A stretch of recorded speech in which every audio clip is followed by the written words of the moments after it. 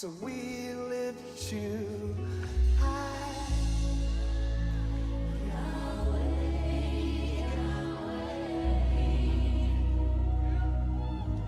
Fill the room with the name Yahweh.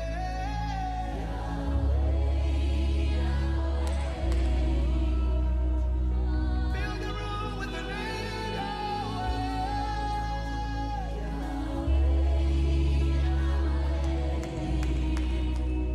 We lift you high. You are.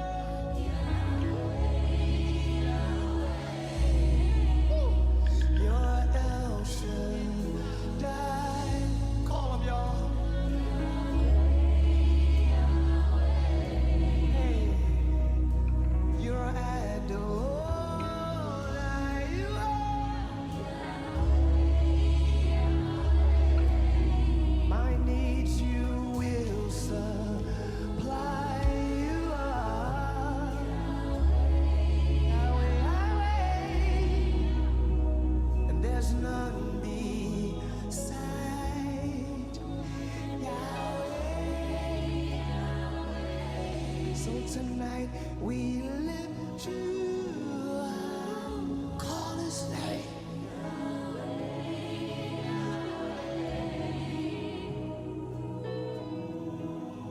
Yahweh.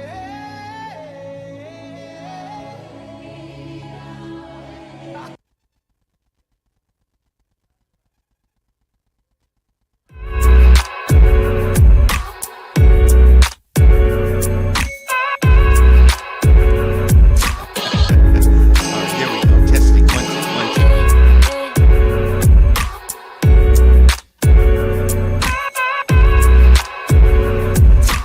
Reverend Jefferson.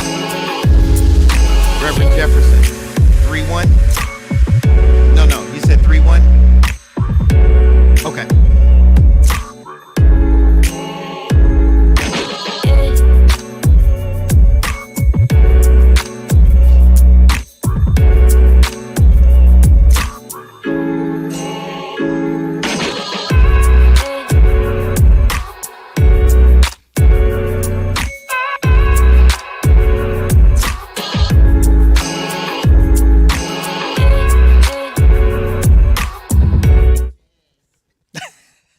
Hey everybody, how you doing?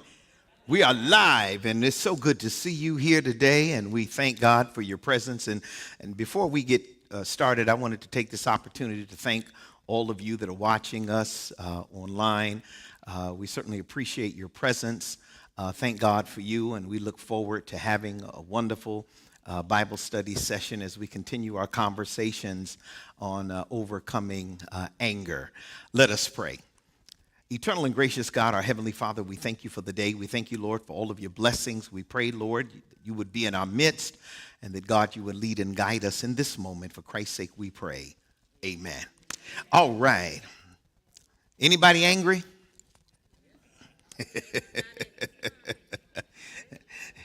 Anybody angry right now? Anybody? We getting warmed up? We did. And I certainly want to take this opportunity. It's always great to have the First Lady of the Fayetteville District with us, and she and Presiding Elder just celebrated their wedding anniversary on yesterday, and we are excited about that. I called yesterday, and Elder said that something had already been taken care of, but you and I are going to have a conversation about something else. I said I didn't mean to interrupt because, I'm sure that there were rose petals all over the floor and all of that kind of stuff, and I just didn't, Yeah. But it is always good to have her with us, and certainly wanted to congratulate. How many years? 47 years. Woo! My goodness, I know that's right. I said, look at somebody say, that's a long time. 47 is a long time. Anybody in here have more than 47 years? Anybody in here have more than 47? Okay, we got one that's more than 47. Anybody else got more than 47? I'm not, Brother Brenfield said they got more than 47. I don't believe it, though. I believe it's about 23 or something like that.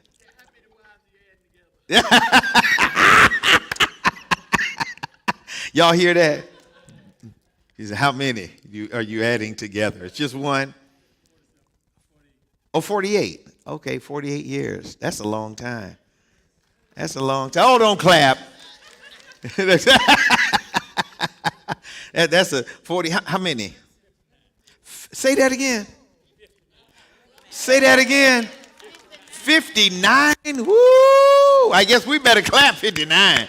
Good gracious. 59. That's a long time. You still singing love ballads? You say you favor one another? Okay. All right. All right. That's beautiful. 59. But now I know what I have to look forward to. That's beautiful. I know that's right. Looking good, riding good, feeling good. That's what I'm talking about. Amen. Anybody got more than 59? 59 going once? 59 going twice? I know we're gonna get into Bible study. Maybe this is an anger moment. Was anybody hopeful that it was gonna be 59?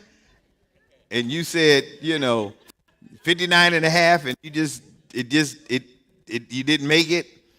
You didn't make it because you had to kick them to the curb.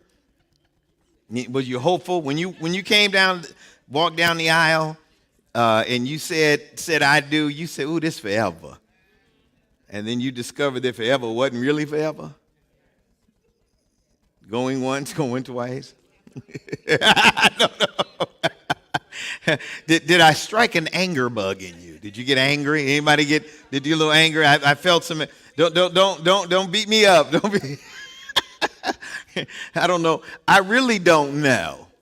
The way that you all responded to that last piece, I really don't know if security could have got here fast enough before you all got to me to tackle me.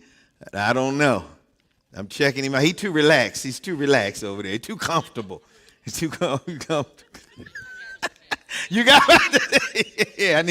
because you know how to use these. Yeah.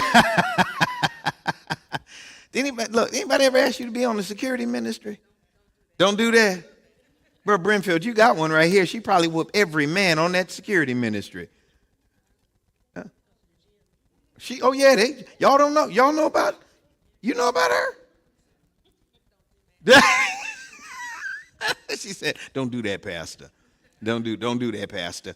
Okay, anger. Anybody angry? Anybody mad? You're not going to tell me? You're not going to tell me? Okay.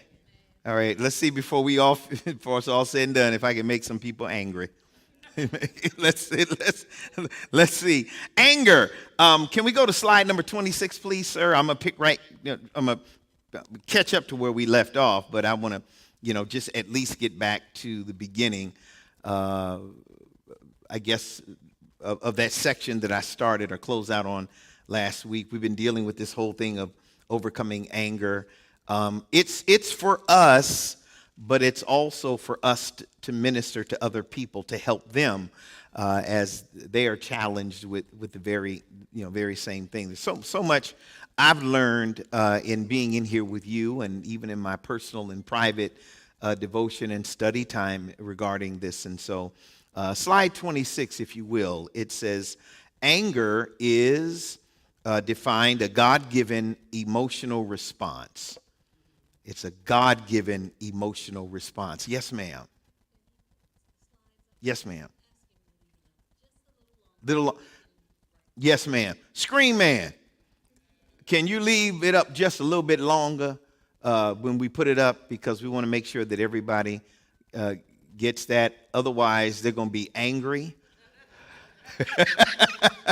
And we don't want anybody to be angry. Or maybe we do, but remember, it's what we do with the anger that matters, right? Okay, let's work with this. So it's a God-given emotional response, usually tied to a goal, value, or expectation. All right? Slide 27, next slide. if it defines anger not as a flaw, because oftentimes people would suggest that anger is a flaw, but it's not a flaw, right? But it's an inborn emotional energy.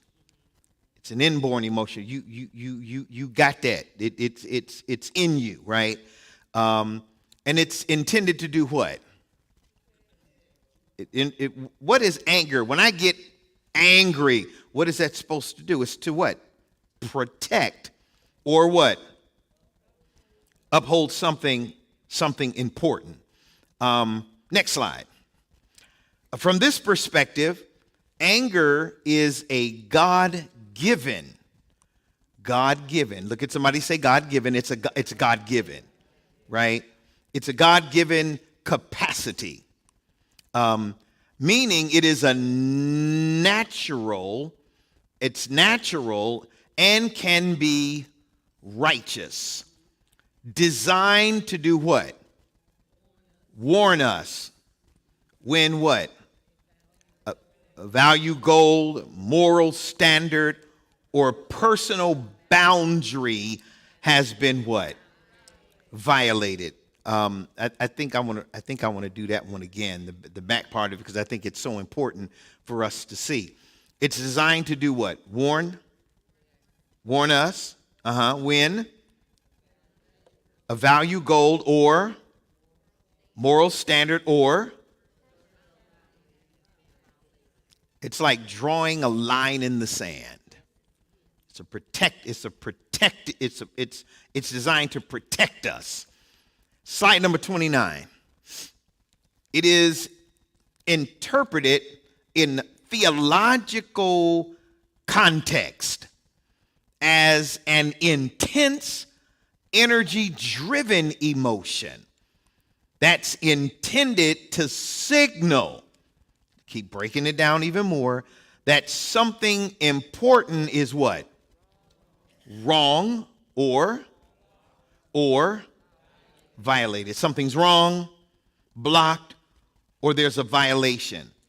And remember last week, what is that move? What is that angry move that I made reference to last week? Do you remember what that move was? When you get angry, what do? What's that? Initially it makes you do what? When you remember when I need some good students in here. What was it? What was it that I did last week? What did I do? I know Sister North knows this because she was doing it the other day. I saw she did. What happens is, remember that? Y'all don't remember that? Was it this group? Okay, I'm just checking. Was that we said? Was it the week before? Wow, then y'all really should know it then. I need you to do me a favor. Do me a favor. Take your hand like this. Just everybody, take your hand like this. Just one hand, like this. Everybody, take your hand like this. I don't see everybody's hand like this. Everybody's hand like this. Take the other hand and slap it.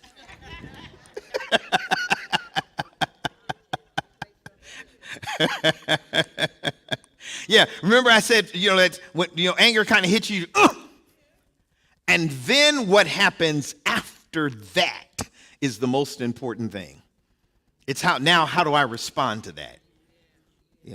My reaction or how I respond to that is what's more important than anything else, right? Because it's the warning, it's the yellow light that most of you in here drive through.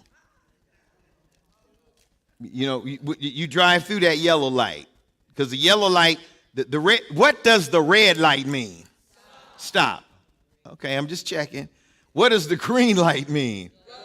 But what about the yellow light? Okay, y'all got a whole lot of conversations going on. So it's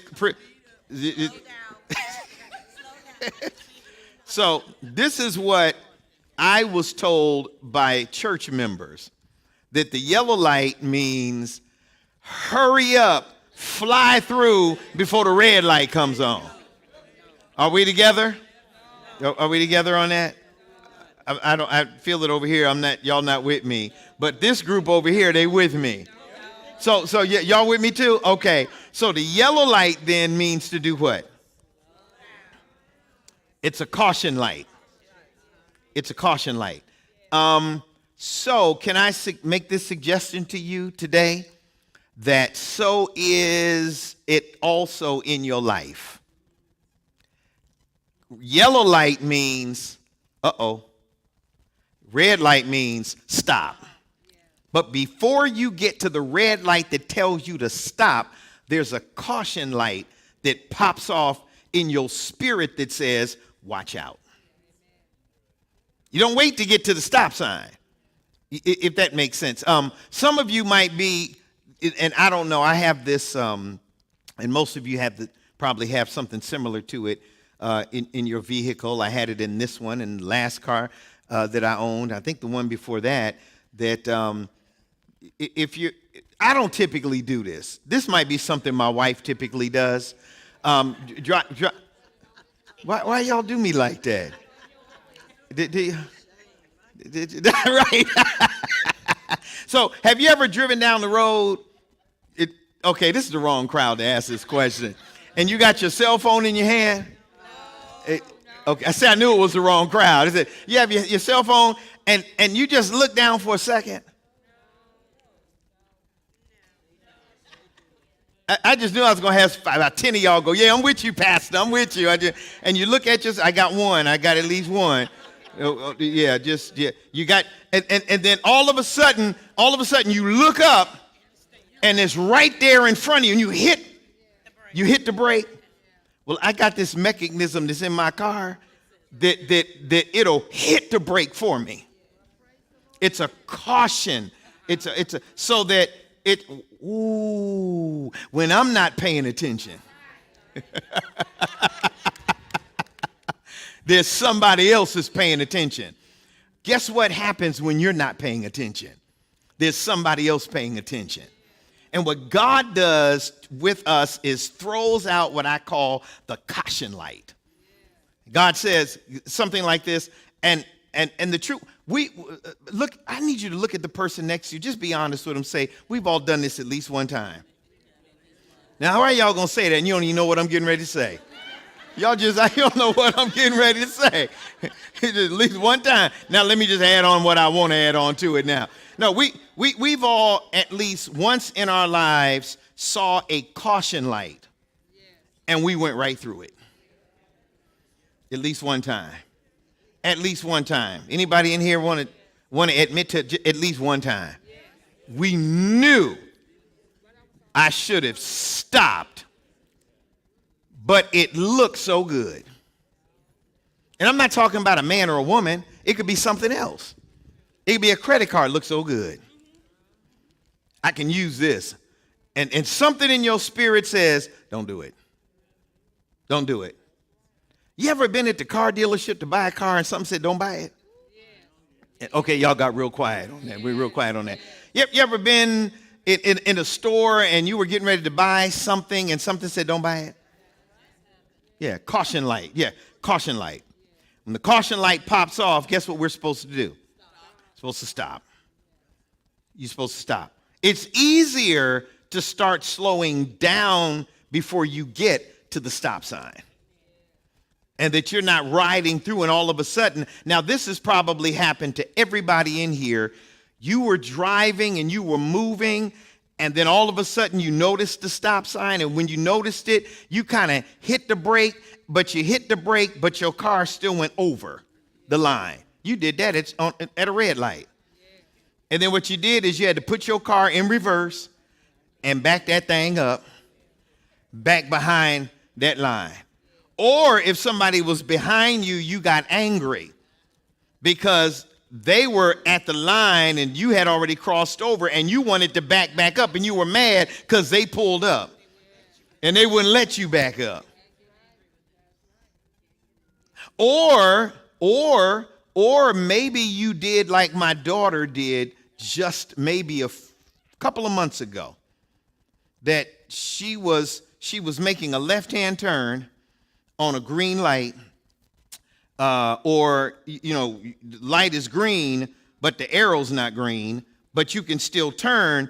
You just have to pay attention to the caution light. One of the things that I learned, because I didn't see this, they didn't have this up north, and I don't remember this being in California. When the light is green, there's a yellow light for you to turn that's flashing. So the light is green over here, but it's yellow here. Typically where I'm from, they all run together. That light, if this light over here is green, this light's going to be green. If it's not green, it's not going to be yellow, it's going to be red. So she had a caution light that said you can turn, but you have to be careful when you turn. And so as she made her left-hand turn, it was 2 lanes. It was a car would be on the left side. That car was stopped.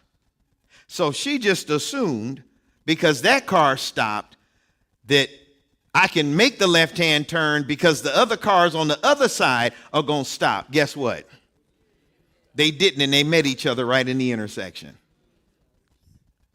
Because when you get a caution light, again, the idea is that, hold up, wait a minute, let me check this out before I make a move. And because sometimes, now I just said 2 things. The first thing I said was caution light prepares you to stop. Second thing caution light can do is you can make the turn, but you have to make sure that things are clear before you make. I just said something to somebody in here today. You got to make sure it's clear before you make the turn. Can I ask a question? Anybody angry yet? Not yet? Okay, you're going to be angry by the time I finish. Okay, let's keep going. Next slide. Clinical social worker Patrick Tion describes the 2 primary ways people process and release anger. It's directed, it's directing it outward, which is exploding, or inward, which is what? Imploding. Both are considered destructive, though one is highly visible while the other is often hidden. Next slide. Wait a minute. Maybe I'll leave for a sec. Y'all good? Y'all good? Want me to? Move it so we can make some people angry.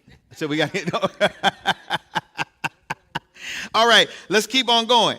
Let's talk about exploding. Look at somebody, say exploding. Next slide. Exploding. Exploding is, okay, we're right there. Exploding is what? A sudden, not just sudden, but it's intense. And often what? You mean when you get angry, you become irrational? Something irrational. Release of what? Directed outwardly at what? People, objects, or situations. Characteristics. This what happens when folk get mad. Characteristics. Yelling. Screaming. What else? Slamming doors. No, y'all don't do that. Slam doors, yell, scream, slam doors, what? And some people do what?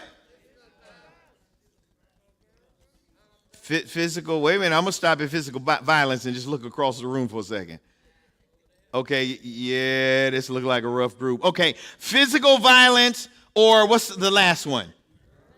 Yeah, this pops off when people, remember, caution, stop, and then what do?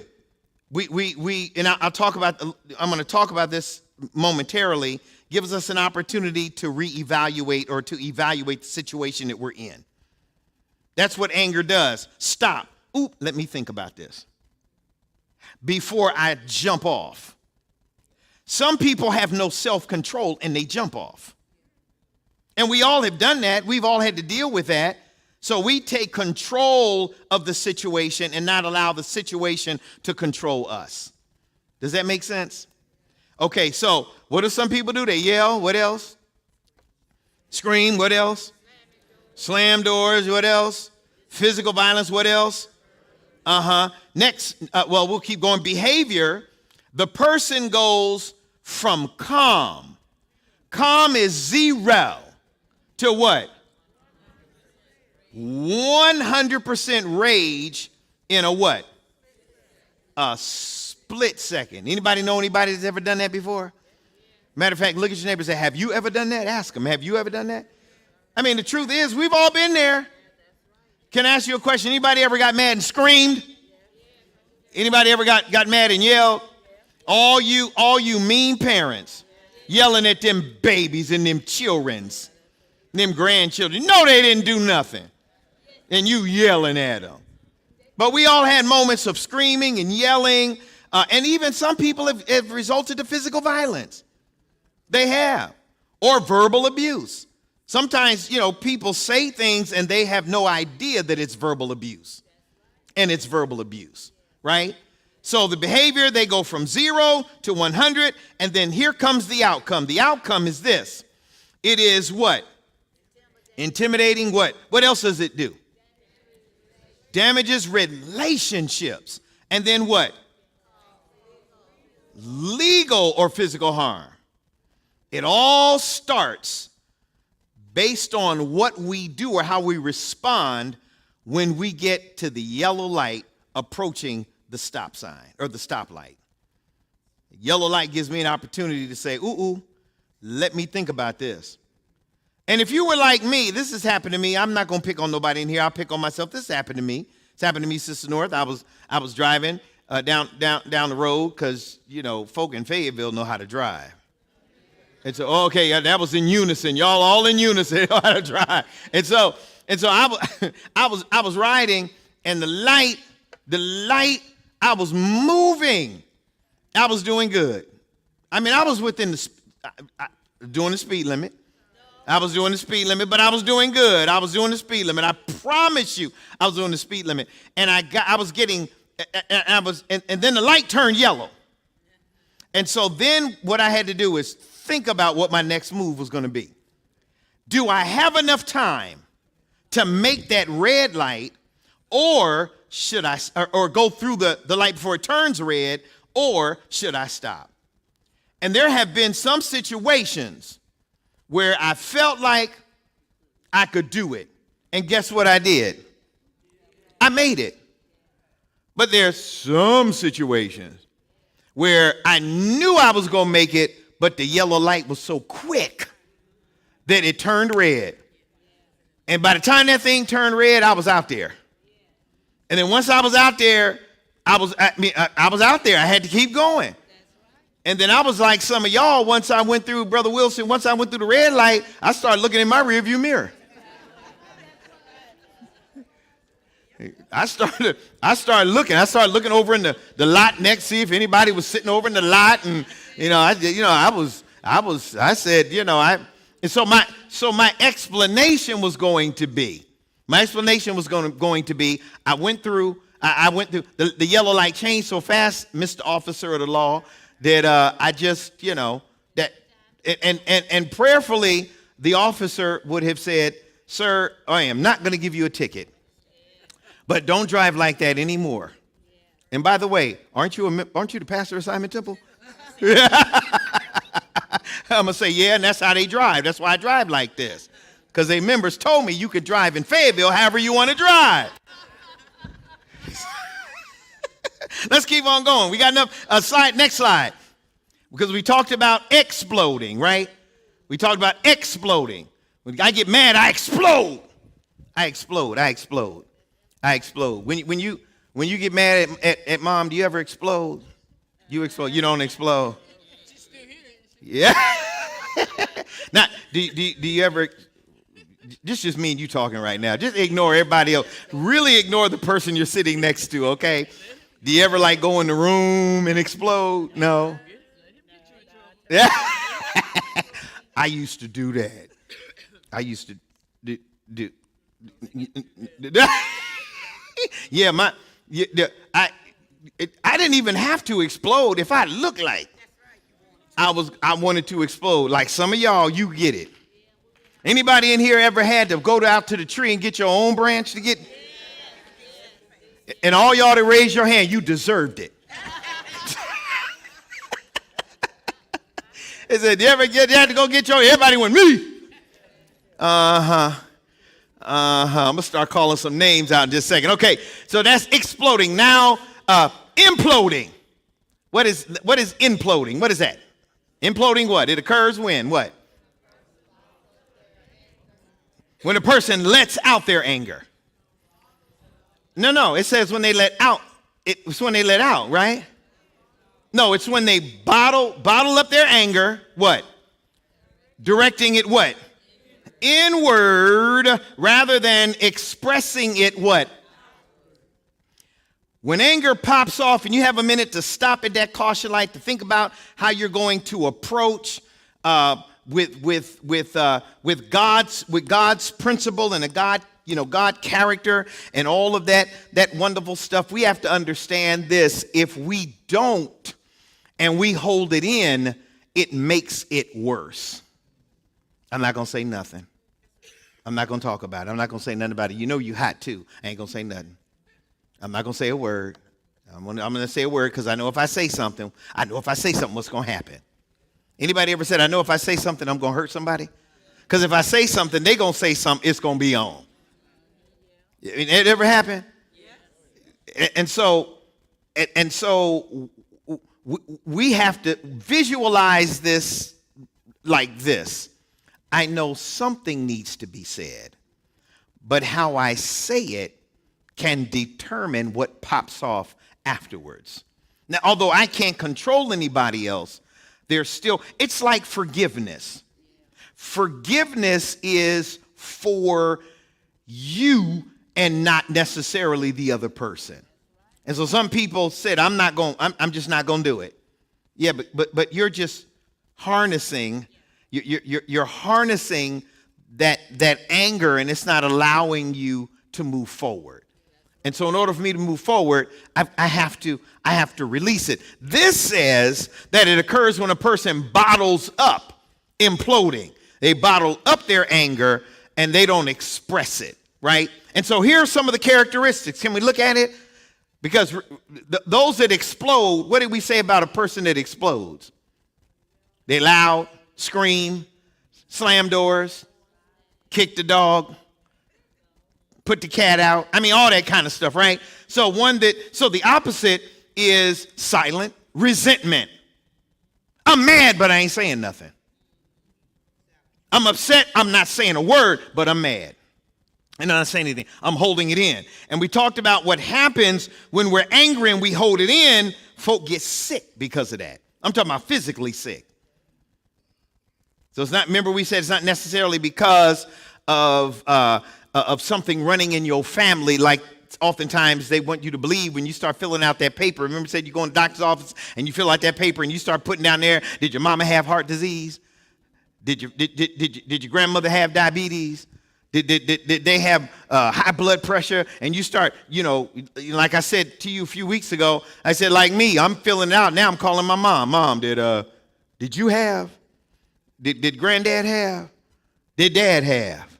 And so as they're talking to me, I'm just writing down what they're saying. And they take that, and the suggestion is because they have that, I'll have that. Oftentimes, we pass down anger, and anger is what causes those types of illnesses and sicknesses in our body. And diet. Look at somebody, say diet. They said diet. Because remember now, if you can remember, there was something that I said that I like to eat. Who said that? That's right, cheese. Man, my wife brought me what's it called? Cracker Barrel? Cheese, extra sharp. And usually she get it where you can pull out and take the little strips, but she when she ordered it and picked it up, she said she didn't realize, see, that's why I don't like to go to the store and then just have them load it up in the trunk. You ordered it online, they load it up. You don't know what's in the bag till you get home. So I want to know what's in the bag. So what happened was it was the wrong cheese, but it was a block.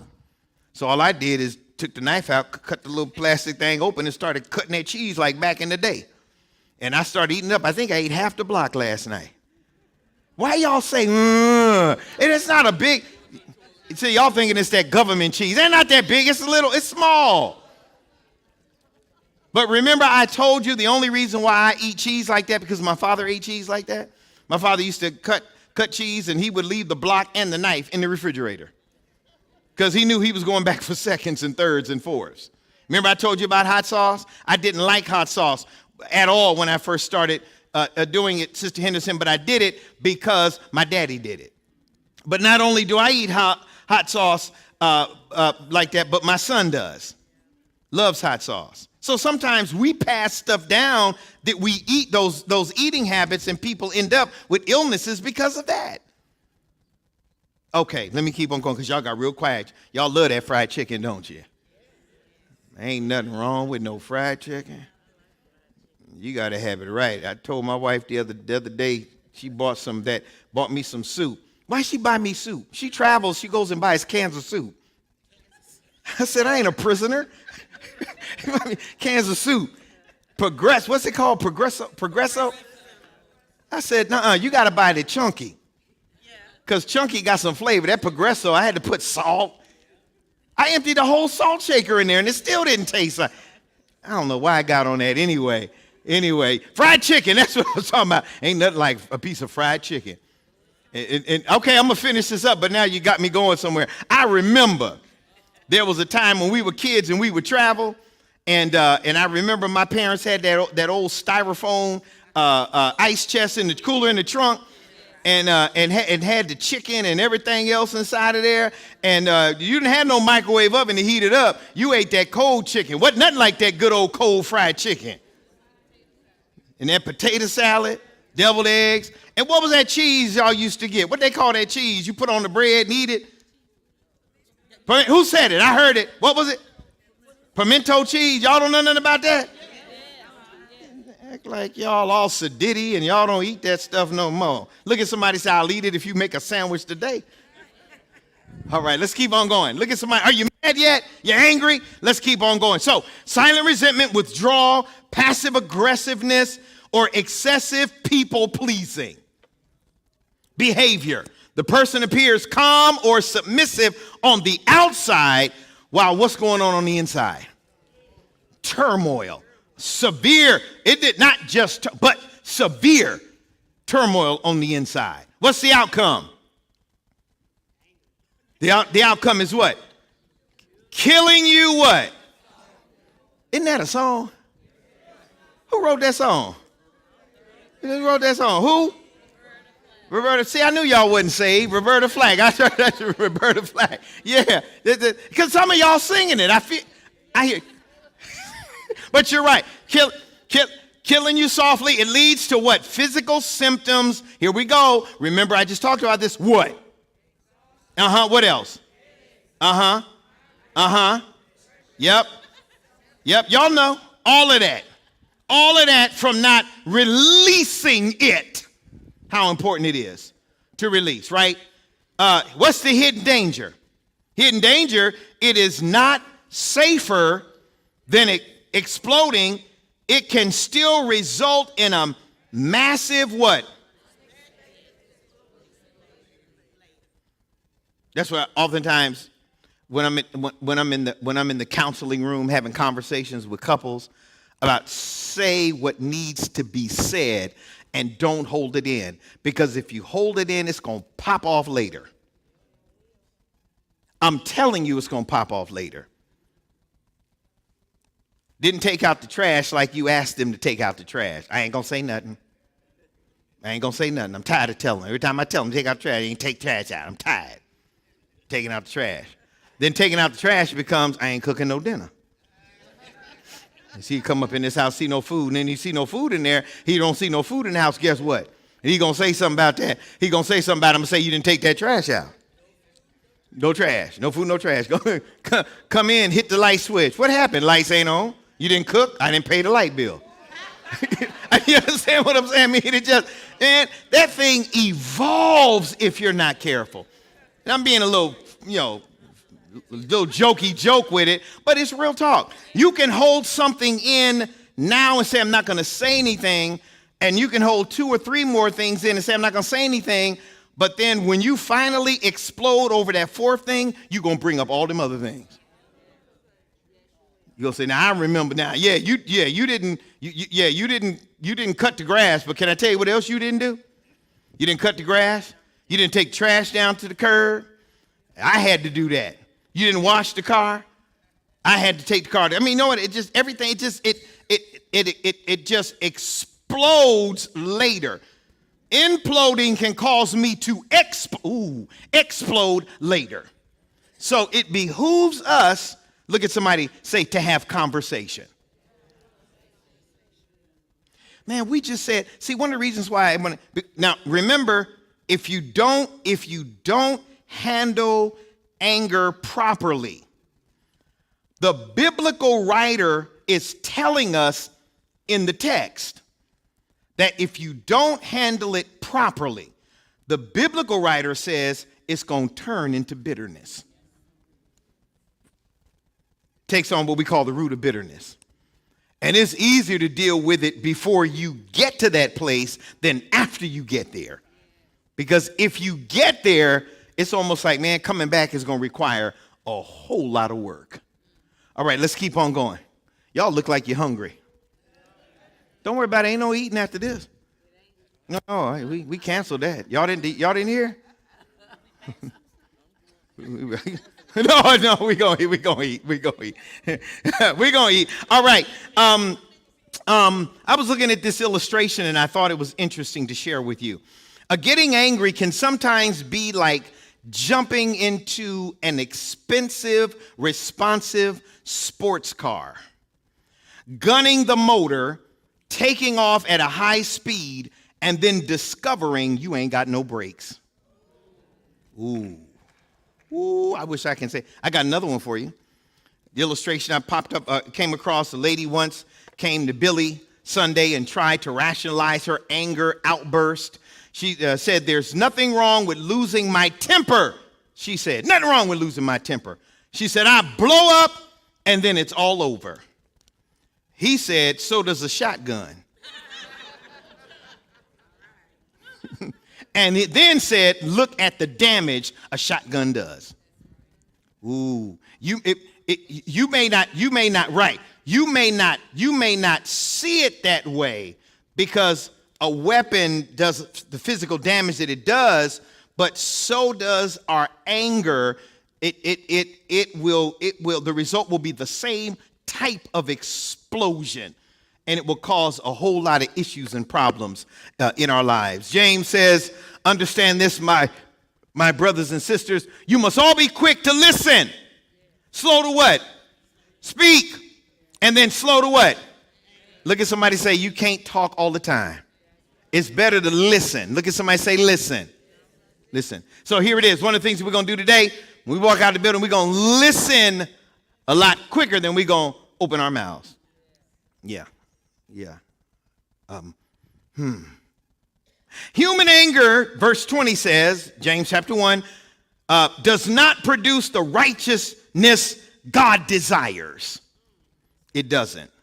And so let me just go to the next slide, if you will, because I shared some of this before, but I want to give it to you so that you can have it, take a photograph of it, and share it with others if you would like.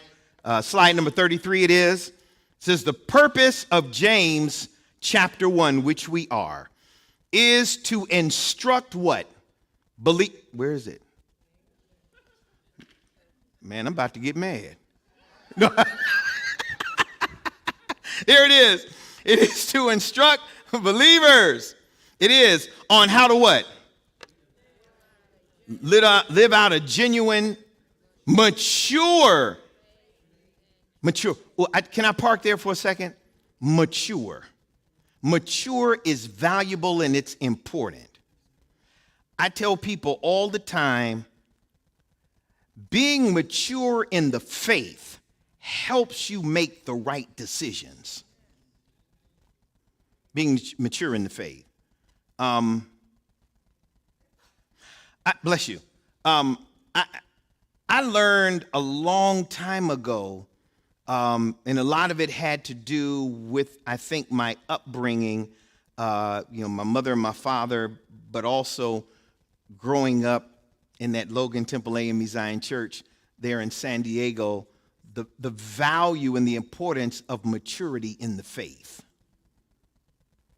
Maturity in the faith came from persons like Sister Rosetta Dennis, came from Sister Louise Noble, came from Sister Ferguson, and other people that were responsible for us in ministry when we were growing up that taught us the value of maturity and learning. And of course, now I say this, and it's true, you have to make sure that you are being fed by the right people in order to experience the right type of maturity. Know where you're going, know who you're listening to. And one of the beautiful things, I always say this, I love about the AME Zion structure is that we as pastors have to have what's called a criminal background check. Y'all missed what I just said. Criminal background. And every minister has to have a criminal background check. Did y'all know that happens? Did anybody know that? Some of y'all know. Anybody in here that didn't know that happened? That I had to have a criminal background. Do you want your pastor? Don't you want to know whether or not your pastor robbed 6 banks? I mean, there's some things that you need to know. I mean, you understand what I'm saying? I mean, folk want to know when they go to the doctor. What's up with this doctor? And so you as a member should know that wherever you sit and rest yourself and who you listening to, what's coming out of their mouths, not just what's coming out of their mouths, but what's their background. That's important. That's important because there are some people that are frauds in the business. Not everybody that gets up and preaches a sermon and hoops and hollers is saved by grace. There's some people that studied it and they know how to do it and they know how to imitate because they studied it. Man, I listen sometimes to some of these comedians that are on, they can imitate anybody. And that guy imitates it. He'll imitate Jamie Foxx. He'll imitate Denzel Washington. Any name you give him, he can imitate it. There are some in ministry do the same thing. So you need to know. Look at somebody say, I want to know. Because if you don't know what's going to happen, something's going to pop off, and you're going to get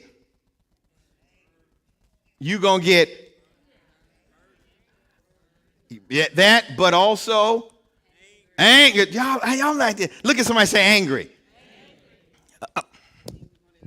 Right. You get angry and then explode. Or implode, which then ends up becoming one that explodes.